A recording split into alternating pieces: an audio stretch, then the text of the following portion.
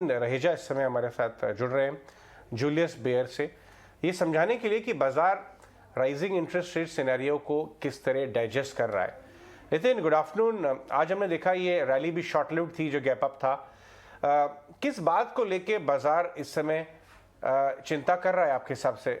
8-9 महीने का ये रेंज बाउंड करेक्शन हो गया है। आपको क्या लगता है कि क्या अर्निंग्स के पहले ही बहुत चल गया था बाजार, इसलिए 3-4 क्वार्टर जब तक समय नहीं बिता देता वो फैक्टर इन नहीं होगा इस समय? हाँ बिल्कुल, अगर आप ये बाजार का मूवमेंट देखें, ये रफली अराउंड सितंबर अक्टूबर में बाजार ने एक पीक दिखाया था और उसके बाद से एक स्लो किस्म का कंसोलिडेशन, थोड़ा सा प्राइस कंसोलिडेशन, थोड़ा सा टाइम कंसोलिडेशन बाजार में दिखाई पड़ रहा है। और जो कि मैक्रो लेवल के जो न्यूज़ फ्लो है वो भी काफी नेगेटिव होते हुए नजर आ रहे थे। तो इसके चलते हुए हालांकि इकोनॉमिक सिनारियो काफी इंडिया का मजबूत है। आपको जीडीपी ग्रोथ नंबर्स अगले 1-2 साल में अच्छे नजर आएंगे, पर आपको शायद ये शॉर्ट टर्म वीकनेस बाजार में दिखाई पड़े, क्योंकि जो रैली हुई थी काफी वन वे रैली हुई थी मार्च 20 के बाद, जब मार्केट चलना शुरू किया और ऑलमोस्ट एक वन वे बड़ी रैली हमने देखी। और जब ऐसा बड़ा रैली होता है तो एक जैसे मैं हमेशा कहता हूं कि मार्केट में एक फंडामेंटल और एक वैल्यूएशन का हमेशा एक रेस चलती रहती है मार्केट में। कब समटाइम्स वैल्यूएशन आपका हेड रहता है, समटाइम्स फंडामेंटल्स हेड रहते हैं। आज का जो हमारा बाजार है उसमें अभी भी वैल्यूएशन वाइज अगर आप देखें तो हम काफी फेयरली प्राइस्ड है और फंडामेंटल को कैचअप करने के लिए कपल ऑफ क्वार्टर्स लगते हैं। और चैलेंजिंग सिचुएशन के होते हुए शायद आपको टॉप लाइन ग्रोथ मजबूत नजर आए, बट प्रॉफिटेबिलिटी ग्रोथ पे प्रेशर रहेगा, क्योंकि इन्फ्लेशन और कमोडिटी प्राइस जंप जो हुआ है वो रॉ मटेरियल्स इन्फ्लेशन कॉज कर रहा है कॉर्पोरेट्स में। तो मेरा मानना है ये जो फेज है ये शायद अगले 3-6 महीने में कंटिन्यू हो, पर लॉन्गर टर्म अगर आप देखें तो व्यू काफी पॉजिटिव है, क्योंकि जो हमारे जो लॉन्गर टर्म फंडामेंटल पैरामीटर्स है वो काफी अच्छी तरह से बिल्ड हो रहे हैं from long term growth perspective. Right. इस समय मार्जिन ऑफ सेफ्टी आपको कहाँ दिखता है इस तरह के बाजार में? कहाँ पे निबल करना चाहिए, पॉजिटिवली देखनी चाहिए? हमें फाइनेंशियल्स एक एज अ सेगमेंट अच्छे लग रहे हैं, क्योंकि फाइनेंशियल्स में वो जो रैली है वो 3-4 साल से हमने देखी नहीं है। जो 2018 का जो पेन आया था सेक्टर में, उस सेक्टर ने काफी सारा इंटरनल क्लीनअप देखा हुआ है, कंसोलिडेशन देखा हुआ है। तो मेरा मानना है, और प्लस एफपीआई की सेलिंग काफी कंटिन्यूस और रिलेंटस रही है फाइनेंशियल्स में। तो फाइनेंशियल एज अ सेक्टर हमें बहुत पसंद है। Right, absolutely. Good afternoon Nitin. Priyanka यार, एक और चीज आपसे जानना चाहेंगे, क्योंकि शॉर्ट टर्म में तो बैंक्स को फायदा होता है रेट हाइक होने का, लेकिन अगर एक हिस्टोरिकल डेटा को भी देखें तो विद इन 30 डेज और 60 डेज ऑफ स्पैन मार्केट अच्छे मूव्स भी देता है। What is your view? यहाँ से बाजार ये जो सरप्राइज मूव है, इसे फैक्टर इन जो डैम्पनिंग इफेक्ट आया है, वो कितने दिन तक बाजार पर रह सकता है आपके हिसाब से? देखिए, ये बाजार अगर आप देखें तो कल तो जो मूव आया वो मेनली डैम्पनिंग मूव अगर आप कहें तो एक्सपेक्टेड था कि भाई एक रेट हाइक होने वाला है, पर जो क्योंकि एक इंडिकेशन नहीं था कि इतना जल्दी हो जाएगा। और जैसे अब आप यूएस बाजार को देखें, यूएस बाजार में काफी टाइम से एक एक्सपेक्टेशन था कि 50 बेसिस पॉइंट हाइक होगा, तो जब कल हुआ हाइक वहां से उल्टा मार्केट ने रैली दिया। यहाँ पे जो रेट हाइक कल हुआ वो एक किस्म का सरप्राइज था, और मार्केट का रिएक्शन कल ज्यादा मेरा मानना है उस सरप्राइज रेट हाइक पे था ज्यादा।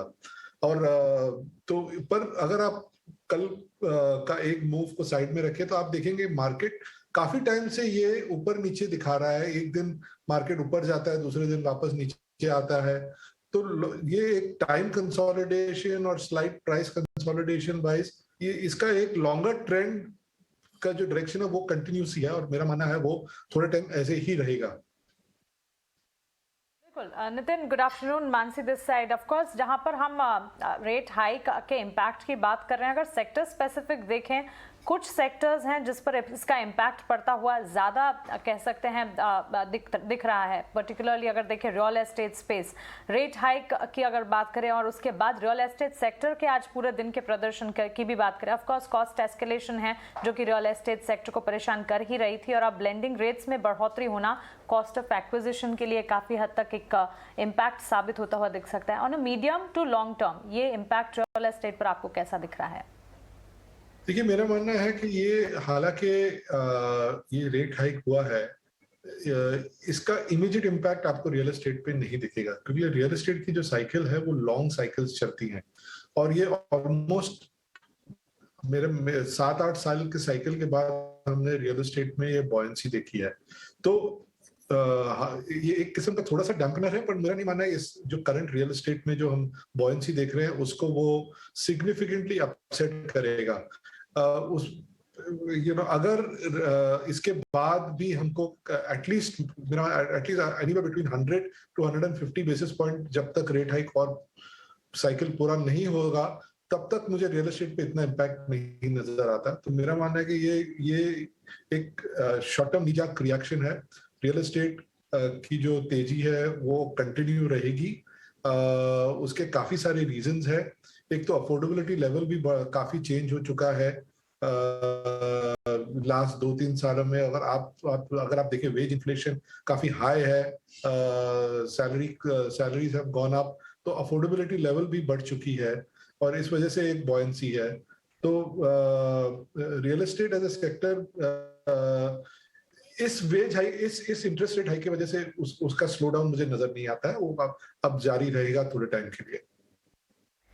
राइट, एक और चीज नितिन, क्योंकि of course this will impact, क्योंकि अगर बोरिंग कॉस्ट बढ़ती है कंपनियों की, उनकी प्रॉफिटेबिलिटी डाउन होती है, तो ऐसे में क्या एक व्यू ये बनाना चाहिए कि जो डेट फ्री कंपनीज हैं या जिन पर डेट कम है वो शायद यहाँ पर इस सिनेरियो परफॉर्म बेटर कर सकती हैं।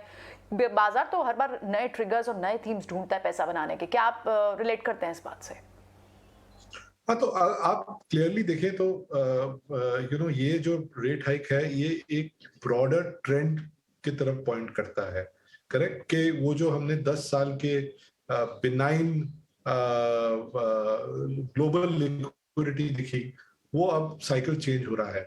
तो क्लियरली जो companies strong cash flow orientation है जिनके वर्किंग कैपिटल साइकिल्स टाइट है, वो जैसे जैसे ये जो रिवर्स सिनारियो होगा in terms of interest rates और लिक्विडिटी, वो बेटर प्लेस्ड है इस चैलेंज को मैनेज करने के लिए और मीट करने के लिए।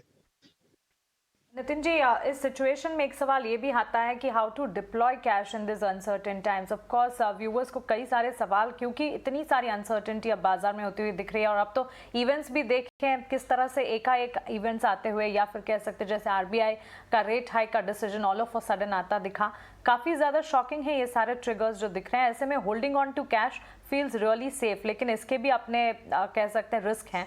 क्या लगता है ऐसी सिचुएशन में व्यूअर्स को क्या करना चाहिए, इन्वेस्टर्स को क्या करना चाहिए? तो हम जो हमारे इन्वेस्टर्स को रेकमेंड कर रहे हैं कि आप जो आपकी इन्वेस्टमेंट्स है अगले 6 महीने में स्टैगर करिए, क्योंकि जैसे आपने कहा अनसर्टेनिटीज काफी है।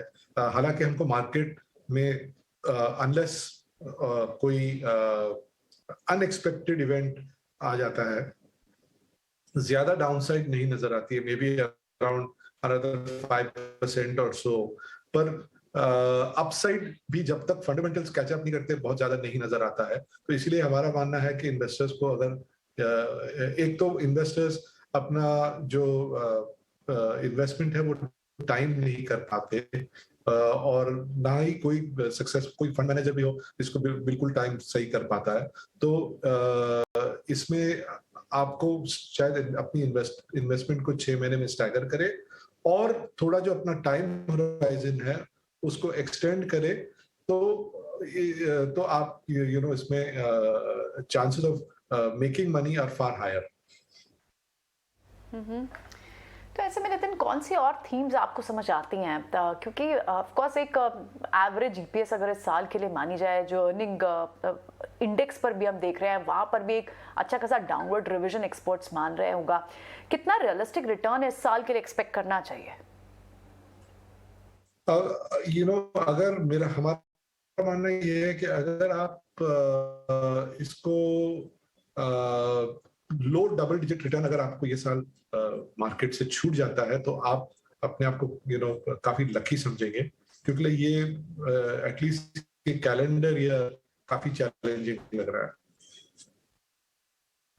साथ ही कंपनी स्पेसिफिक भी, क्योंकि इन्वेस्टर्स का नजरिया हम आपसे समझने की, इन्वेस्टर्स की जो कंसर्न्स हैं वो समझने की कोशिश कर रहे हैं। आप कंपनी स्पेसिफिक भी अगर हम इन्वेस्टर्स को समझा पाएं, रेजिलिएंट कंपनीज की जहां हम बात करें, कई सारी कंपनियां in this situation challenges face कर रही होंगी, लेकिन कुछ कंपनियां ऐसी भी होगी जो particularly in challenging market developments में भी काफी हद तक परफॉर्म कर पा रही होंगी। क्या लगता है आपको, किन तरह की कंपनियों में सबसे ज्यादा निवेश का नजरिया बनाना चाहिए और कंपनियों के चैलेंजेस पर्टिकुलरली क्या होंगे इस समय में? जैसे मैंने कहा, फ्रॉम अ सेक्टर पर्सपेक्टिव उनको फाइनेंशियल्स काफी पसंद है। दूसरा, जो कंजम्पशन ओरिएंटेड स्टोरीज है, डोमेस्टिक कंजम्पशन ओरिएंटेड स्टोरीज, जिसका बेनिफिट, जैसे फॉर एग्जांपल आईटी कंपनीज की जो ग्रोथ दिखाई पड़ रही है, जो हायरिंग हो रहा है, उसके चलते हुए जो पेरिफेरल कंजम्पशन है, चाहे वो अफोर्डेबल हाउसिंग हो, चाहे वो आप होम इम्प्रूवमेंट कंपनीज हो, बिल्डिंग मटेरियल कंपनीज हो, मॉर्गेज फाइनेंस कंपनीज हो, ये सब सेक्टर्स अच्छे चलेंगे। फिर क्योंकि मैन्युफैक्चरिंग पे इतना फोकस हो रहा है, तो कैपिटल गुड्स ओरिएंटेड कंपनीज जैसे हैं, उनकी परफॉर्मेंस अच्छी होनी चाहिए। तो ये एक ब्रॉड स्पेक्ट्रम है जो हमें लगता है कि next over the few years जहाँ पे अर्निंग्स ग्रोथ बहुत स्ट्रांग होगी। दूसरी बात ये है कि अगर आप कंपनी स्पेसिफिक देखते हैं, तो जहां जहां आपको कंपनीज हाई ग्रोथ मोड में नजर आती है, जहां जहां आपको कंपनीज दिख रही है जिनकी वर्किंग कैपिटल मैनेजमेंट एफिशिएंट है और कैश फ्लो जनरेशन स्ट्रांग है, उन कंपनीज में अगर आपने अभी भी इन्वेस्ट किया, तो चाहे शायद मार्केट में करेक्शन आए, नॉर्मली ये कंपनीज की परफॉर्मेंस मार्केट से बेटर रहती है, और जब मार्केट टर्न अराउंड होता है और अप ट्रेंड वापस शुरू होता है, तो ये कंपनीज उसको लीड करती है। One last question Nitin ji, आपसे जानना चाहेंगे टेक्नोलॉजी स्पेस पर, क्योंकि ओवर दी पास्ट डेकेड की अगर बात करें, टेक्नोलॉजी सेक्टर ने मैसिवली आउट परफॉर्म किया है। हालांकि लेटली कुछ समय से हम देख रहे हैं, क्योंकि ग्लोबल सेंटिमेंट्स भी हैं जो कि स्पेस को कनेक्ट करते हैं और डोमेस्टिक ट्रिगर्स हमारे हैं ही। क्या आपको लगता है फिर से रिगेन करता हुआ टेक्नोलॉजी स्पेस अपना मोमेंटम दिखेगा इन नियर टर्म? तो हमारा मानना है कि जो टेक्नोलॉजी स्पेस है, वहां पे गिवन जो ग्लोबल टेक्नोलॉजी स्पेंडिंग हो रही है, चाहे वो क्लाउड माइग्रेशन है, चाहे डिजिटलाइजेशन है, चाहे ब्लॉकचेन है, वो एक मल्टी ईयर स्टोरीज हैं जो प्ले आउट हो रही हैं। तो यहाँ पे हमारी टेक्नोलॉजी सर्विसेज कंपनीज का परफॉर्मेंस अच्छा होना चाहिए। बीच में हम काफी कॉशियस थे, क्योंकि काफी सारे मिड कैप कंपनीज की जो वैल्यूएशंस थी almost 40 times 50 times P multiple तक जा चुकी थी, तो वहां पे वैल्यूएशन कंफर्ट बिल्कुल नहीं था। उसके बाद हमने काफी सारा करेक्शन देखा इन कंपनीज में। तो अभी भी अगर हम देखना चाहे, तो हमें जो लार्ज कैप टेक्नोलॉजी कंपनीज है, या कोई चुने हुए स्मॉल कैप कंपनीज है जहां पे वैल्यूएशन आपके कंफर्ट जोन में है, वहां पे इन्वेस्ट कर सकते हैं। राइट, ठीक है, बिल्कुल। बहुत बहुत शुक्रिया नितिन, आज हमें समय देने के लिए और इन सारे मैटर्स पर हमसे चर्चा करने के लिए बहुत बहुत शुक्रिया आपका। चलिए बढ़ेंगे आगे।